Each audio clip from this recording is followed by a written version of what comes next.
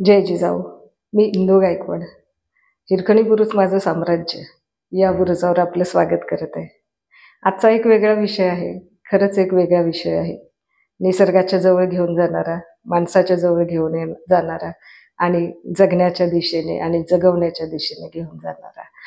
तर त्याचं एक उदाहरण असं आहे की जे माझ्या खूप जवळचं आहे, माझ्या लक्षात आहे आणि ते कुठेतरी सांगावं असं वाटतं. तर आमच्या अंगणामध्ये एक शेवग्याचं मोठं झाड होतं. एक थोराड बुंद्याचं आणि उंच असं मजबूत झाड होतं. तर त्या झाडाच्या इथं मी याच्या बिया लावल्या होत्या घोसावळ्याच्या. आमच्या गावी गेले होते तेव्हा आजीने मला दिलेल्या. आमच्या गावाकडे पण घोसावळ्याचे वेल भरपूर होते. तर आजी आमची त्याच्या बिया अशी राखून ठेवायची. त्या शेणामध्ये ते शेणाचे कूड असायचे, त्या कुडाला ते घोसावळ्याच्या बिया ते अशी चिकटून ठेवायची आणि पावसाळ्यामध्ये मग त्या लावायचे. भोपळ्याच्या, दोडक्याच्या, त्यानंतर घोसावळ्याच्या अशा वेगवेगळ्या वेलांच्या ज्या बिया ज्या असतात म्हणजे ते झाडावरतीच ते फळं वाळवायचे आणि त्याच्या बिया काढून आणि मग ते शेणाने सारवलेले ते कूड असायचे पूर्वी.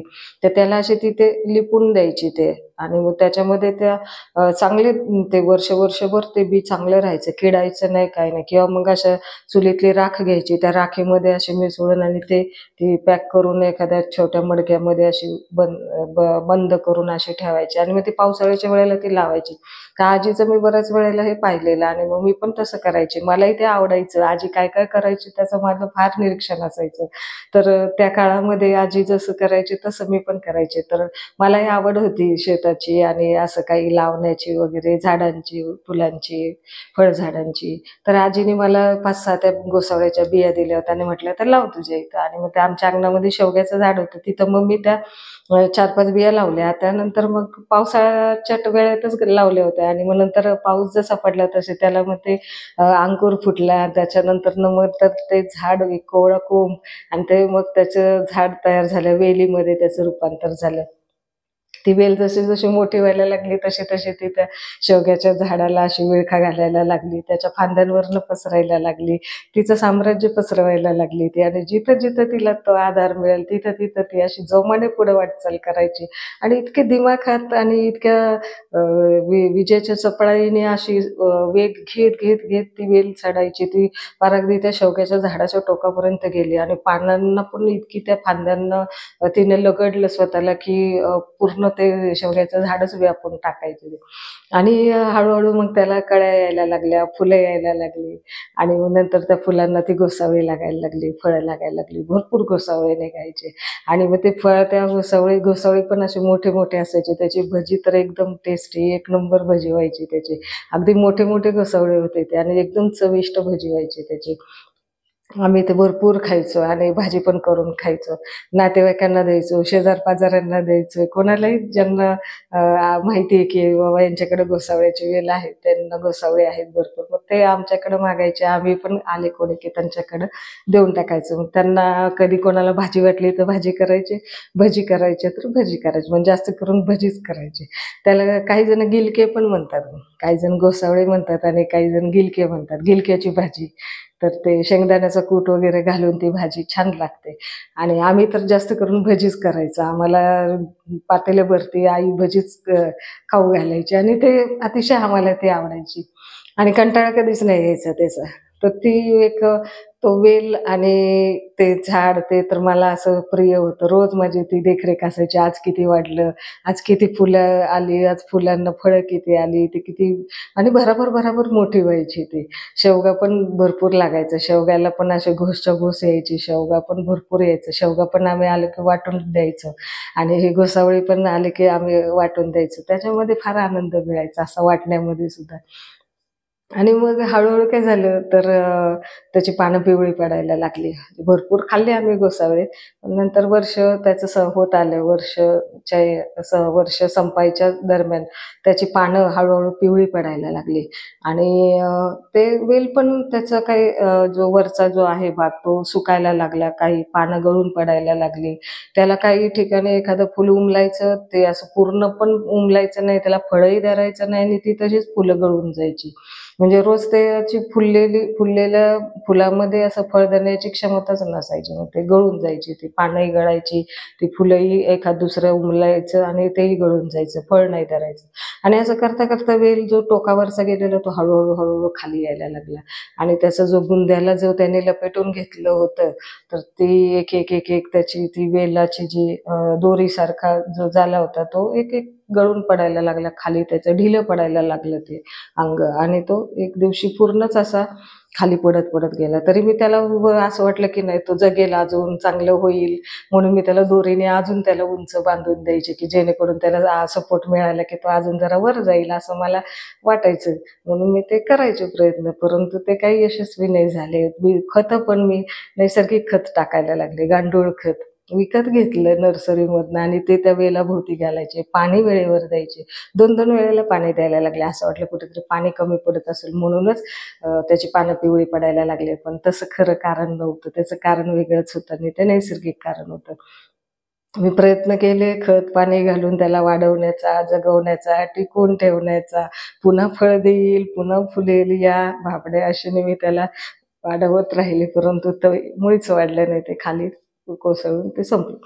आणि मला फार वाईट वाटलं. ती जागा पोकळी पोकळी मला वाटायला लागली, रिकामी झालेली ती जागा. रोज तो पाहायचा वेल आणि आता ती गोसावी खायला नाही, असं ते एक दुःखच होतं. आणि ते सणच होत नव्हतं मला की हे असं का बरं, इतकं छान आपण त्याला लहानचं मोठं केलेलं, इतकं छान फळं खाल्ली आपण, वाटली सुद्धा, आणि आता मात्र त्याला आपण जगू नाही शकलो. तर हे असं मला शल्य होतं मनामध्ये. गावी गेले होते तेव्हा आजीला म्हटलं, "अगं आजी बघ ना, एवढं चांगलं आलं होतं वेल, एवढी फळं वगैरे आली होती, चांगलं-चांगलं खायला मिळायचं सारखी भजी वगैरे, तर ते असं मी किती त्याला हे केलं पण ते गळूनच गेलं." तेव्हा आजी म्हटली, "अगं हे असंच असतं, वेल हा वेल असतो, तो काही वटवृक्षासारखा नसतो, इतर मोठ्या आंब्या, फणसाच्या झाडासारखा असा हे हे ताठ नसतो. त्याला त्याचं जीवन ठरलेलं असतं. हे निसर्गाच्या हातामध्ये आहे. निसर्गाने ज्याला ज्या जातीत, ज्या काही याच्यात परिस्थितीत जन्माला घातले, त्याच्या त्याच्या कुवतेनुसारच तो जगत असतो. नंतर त्याला तुम्ही किती काय करा, त्याला नंतर काही करता येत नाही. त्याची तो जर वाढत असेल तर त्याला वाढीत खुंटवायचं पण आपल्या हातात नसतं, आणि खुंटलेली वाढ पुन्हा त्याला नवीन हे करणं सुद्धा आपल्या हातात नसतं. तर परिस्थितीचे जसे चढ उतार असतात तसे स्वीकारायला लागते. आता तो वेल आहे, झाडाला फरक पडतो का काय? आता तो शेवग्याचं झाड, त्याला काही फरक पडणार आहे का? त्याला काही नाही फरक पडणार आहे. त्याची मुळं खोलवर गेलेली आहे, तो सक्षम आहे.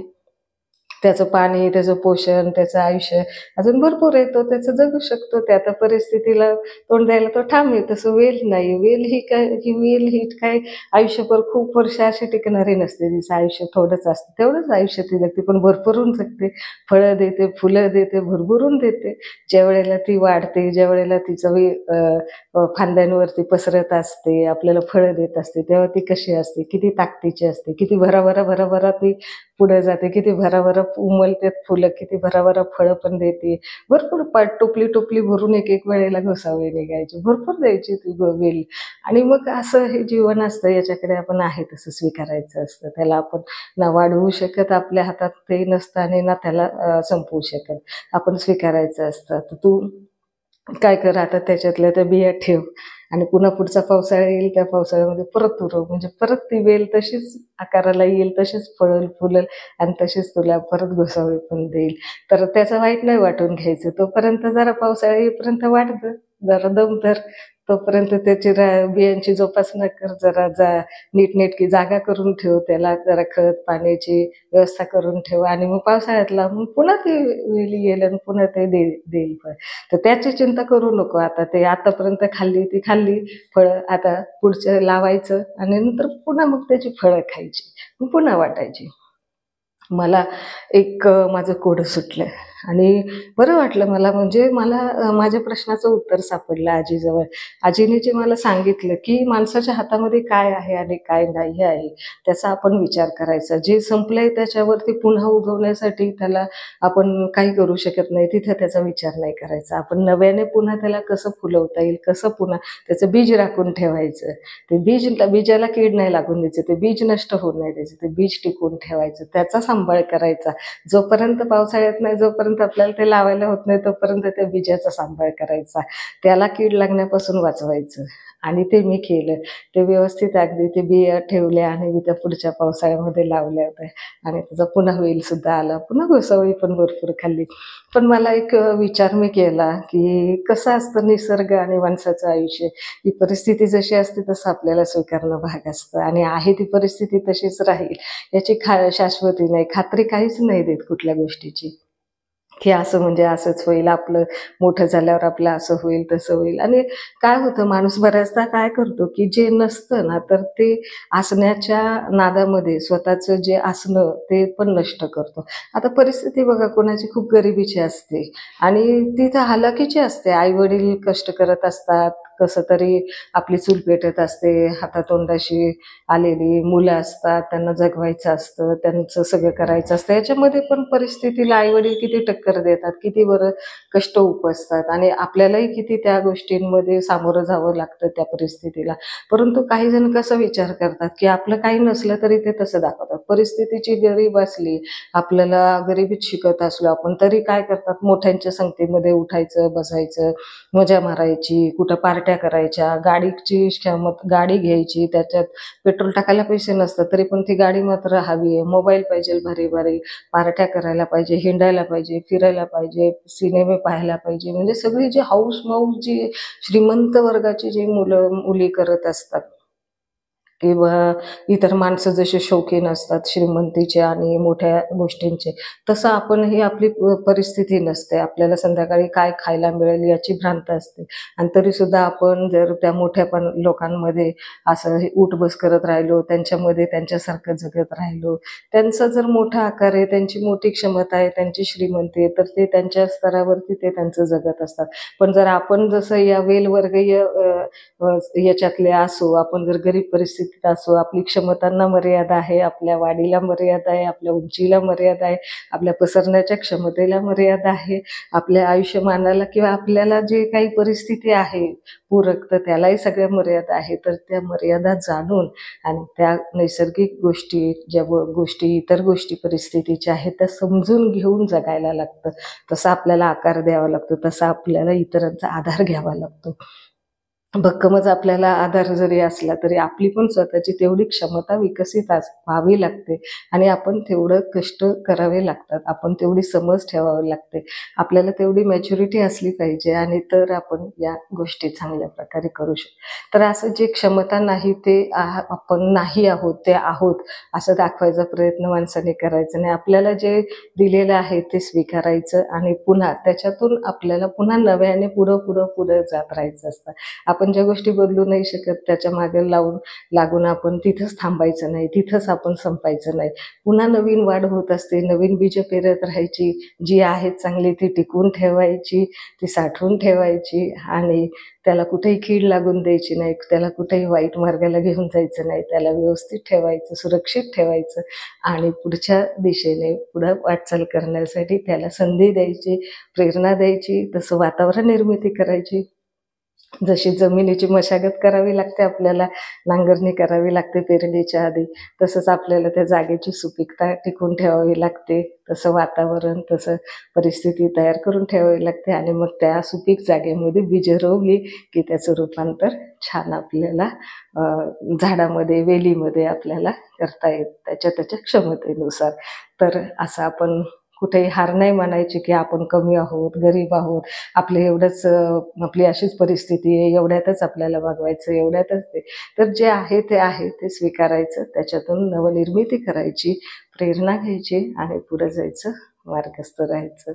तर हेच आपल्या हातामध्ये निसर्ग आपल्याला ही शिकवण देतो, कुठं थांबायचं नाही, मार्गस्थ राहायचे आणि सगळ्यांना घेऊन आपल्याला पुढे जायचंय.